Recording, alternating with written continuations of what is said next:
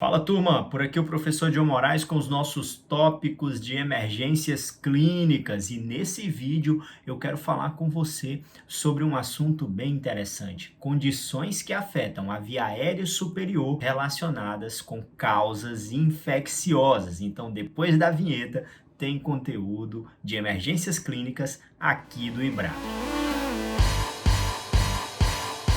Positivo, QSL.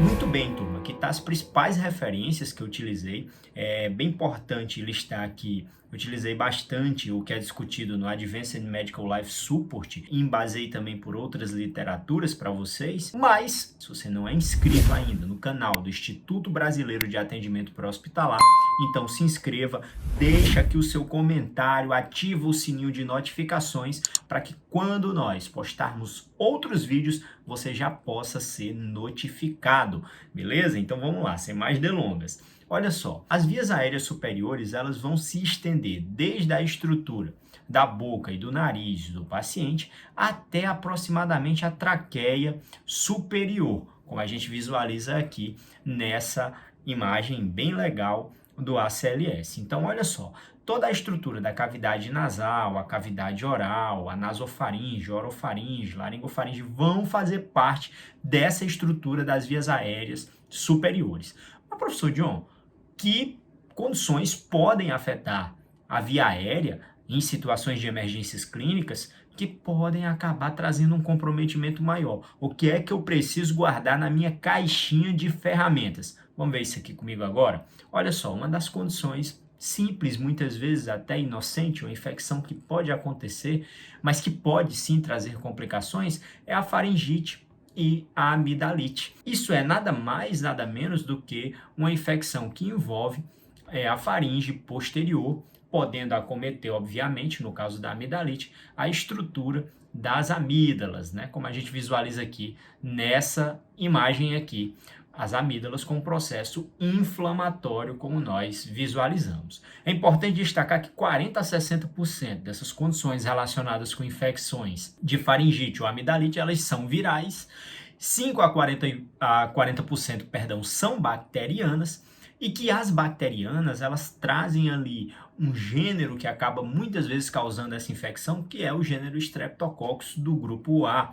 Mas existem outras causas, como por exemplo, trauma, câncer, alergia ou exposição tóxica também podem trazer ali um processo inflamatório dessas estruturas. Nós precisamos fazer aqui uma ênfase porque as infecções relacionadas com esse gênero Streptococcus pode fazer o seguinte, olha só a problemática. A superfície bacteriana, ela tem ali um antígeno semelhante a proteínas que são encontradas no coração. E na tentativa de combater esse processo infeccioso, o que pode acontecer é do organismo ele acabar atacando as células do coração e as válvulas cardíacas, causando uma condição que nós chamamos de febre reumática. Então, isso é uma complicação dessa situação que pode acontecer.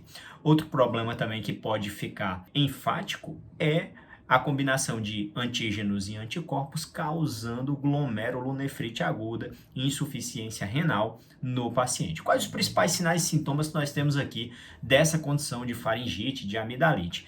Dor de garganta, né, que é bem sugestivo, febre, calafrios, dores musculares, dor abdominal, pode acontecer, rinorreia, cefaleia e otalgia, né? Dor de ouvido é muito comum nessas situações de infecções das vias aéreas superiores. E o tratamento? Bem, o tratamento é um tratamento que quando nós falamos das causadas por vírus, é um tratamento que ele é melhor executado com a administração de líquidos, antipiréticos e anti-inflamatórios, com a hidratação do paciente, combater a febre, combater essa inflamação. Já as bacterianas vão se beneficiar muito do tratamento com antibióticos, beleza?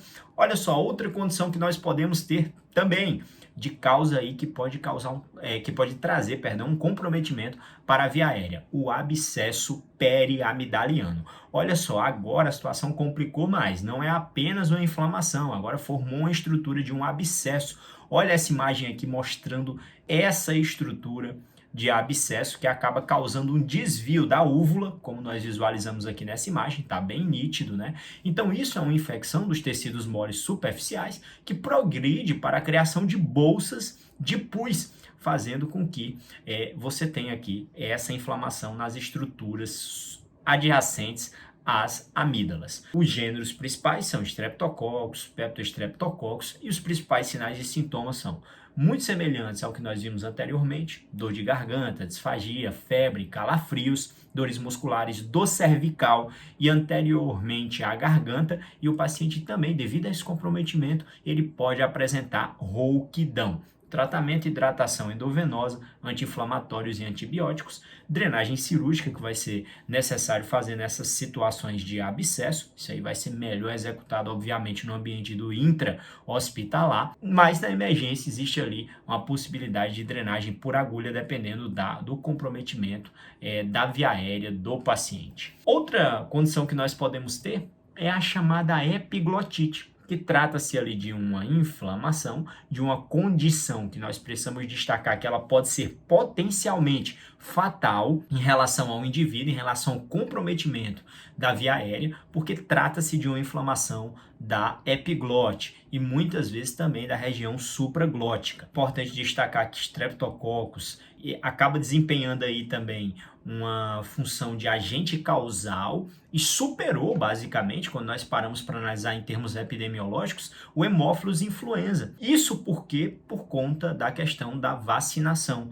Então, acabou que superou, como é listado pelas principais literaturas que discorrem sobre essa temática. Então, hoje nós temos ali o Streptococcus como sendo o patógeno mais comumente responsável por essa condição, mas o Haemophilus influenza era ali um dos principais causadores ou principal causador quando não tinha ainda uma vacinação adequada. Quais os principais sinais e sintomas? Dor de garganta, que progride para dor ao deglutir e uma voz abafada, sofrimento respiratório, o paciente vai ficar ali com comprometimento respiratório muito grande, você vai notar isso aí no paciente, a dispneia, dificuldade respiratória, febre, estridor, né? Estridor, aquele barulho, aquele som áspero que você vai escutar da via aérea, de uma via aérea de grosso calibre, obstruída, justamente por conta da epiglotite, dor à palpação da região laríngea e posição de tripé. O que é essa posição de tripé? O cara vai ficar nessa posição, tentando respirar melhor, procurando ar.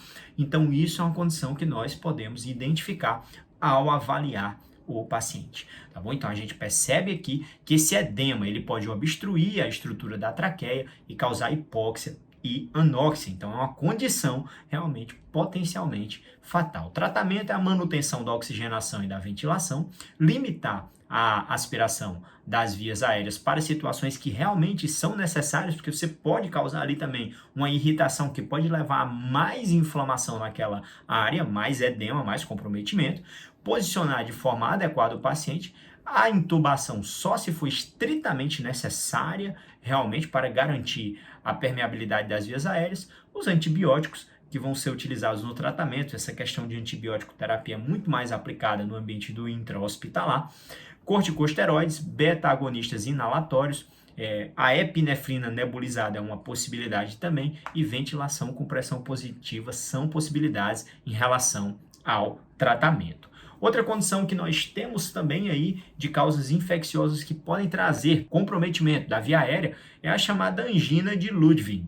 Então, vamos falar um pouquinho sobre essa condição que é listada, que consta no livro, no material do Advanced Medical Life Support. Vamos falar um pouquinho sobre ela. Então, isso é nada mais, nada menos do que uma infecção que vai acometer os tecidos profundos da região cervical anterior, logo abaixo da mandíbula. É muito comum você ver um comprometimento nas regiões aqui abaixo da mandíbula, na chamada angina de Ludwig. E olha só, o nome, a angina dá a entender que pareça alguma condição relacionada com problema cardíaco. Não tem nada a ver com isso, tá? E o de Ludwig é por conta do médico que acabou reconhecendo essa condição, essa situação, tá? A fisiopatologia normalmente vai ser causada por bactérias da cavidade oral, raramente apenas por um único micro-organismo, mas em muitas situações, streptococcus, eles acabam causando essa infecção.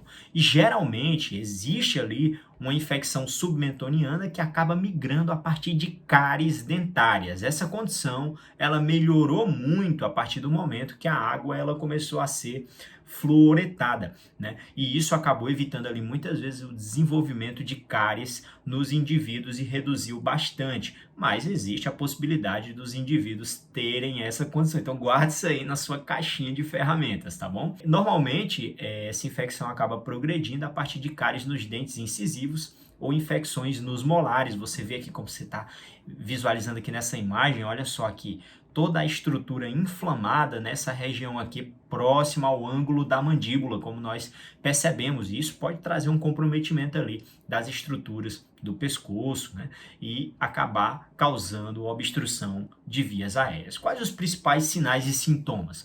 Gengivite, celulites graves, com edema duro, infecção nos espaços submandibular, submentoniano e sublingual. Então isso pode acontecer. Obstrução da via aérea, incapacidade de deglutir, elevação e deslocamento posterior da língua, isso por conta da inflamação na região sublingual.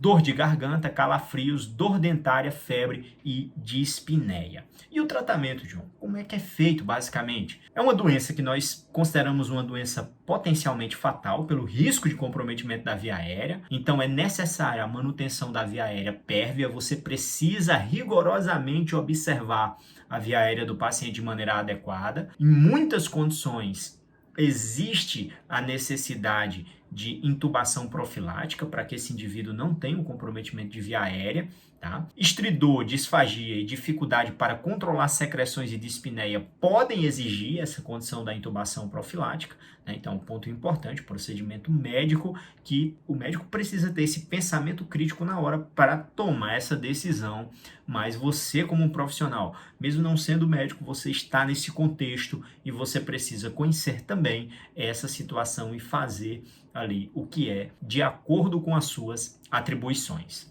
Oxigênio umidificado pode trazer um melhor conforto para esses pacientes, monitorar o eletrocardiograma, e esses pacientes eles vão precisar, obviamente, de antibiótico e vão precisar de uma avaliação com um otorrinolaringologista, tá?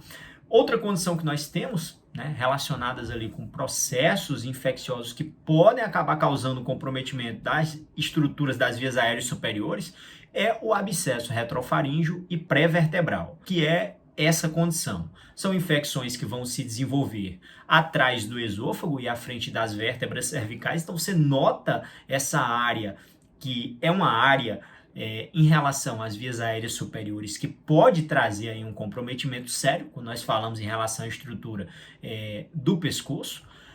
Pode se originar essa infecção a partir dos seios da face, dentes ou orelha média, e nós temos que essa condição ela pode ser potencialmente fatal, né? A mediastinite é uma complicação que pode acontecer a partir dessa situação do abscesso retrofaríngeo e pré-vertebral. E a mediastinite é nada mais, nada menos do que uma infecção que vai acometer o mediastino. E olha como é importante você saber desse dado epidemiológico, né? Que é uma complicação grave com uma taxa de mortalidade de quase 50% dos indivíduos que são acometidos. A fisiopatologia é normalmente causada por estafilococcus e streptococcus, mas também figura entre os causadores aí o Haemophilus influenza, e podem ter também outros micro-organismos envolvidos. Costuma afetar normalmente, tá? Crianças de 3 a 4 anos de idade, mas você guarde que também adultos podem ser acometidos, tá bom? Então, não esqueça disso. Quais os principais sinais e sintomas, João? Faringite, disfagia, dispneia, febre, calafrios, dor, rigidez, edema ou eritema no pescoço, incapacidade de deglutir saliva. E olha só, tem que atentar para isso, porque a partir do momento que o indivíduo ele apresenta dificuldade para abrir a boca por conta de um trisma, ele não consegue abrir a boca, alteração da voz e um estridor inspiratório, isso diz para mim que a via aérea do doente ela encontra-se em risco, tá? Qual é o tratamento? Bem, o tratamento é a manutenção da oxigenação e ventilação, limitar a aspiração das vias aéreas para situações que são realmente necessárias, porque esses pacientes podem ter um comprometimento se você aspira desnecessariamente essa via aérea, como, por exemplo, um trauma naquelas estruturas que estão inflamadas, causar ali, possivelmente, uma lesão. Reposição adequada de líquidos se os pacientes apresentarem-se desidratados, que é muito comum nessas condições, porque os indivíduos não conseguem se hidratar de maneira adequada, muitas vezes não conseguem comer também de maneira adequada por conta do comprometimento da via aérea. Intubação ela vai ser executada num ambiente controlado, até para proteger essa via aérea, e a drenagem cirúrgica e utilização de antibióticos é um ponto importante que vai ser executado no intra-hospitalar. Então, olha só, o que é que fica aqui para a gente? Quais as principais condições que afetam a via aérea superior e que estão relacionadas com processos infecciosos? Está aqui listada para você, ó. Olha só, bem resumido, ó. Faringite e amidalite, abscesso periamidaliano, epiglotite, angina de Ludwig, abscesso retrofaríngeo e pré-vertebral. Até a próxima com os nossos tópicos de emergências clínicas.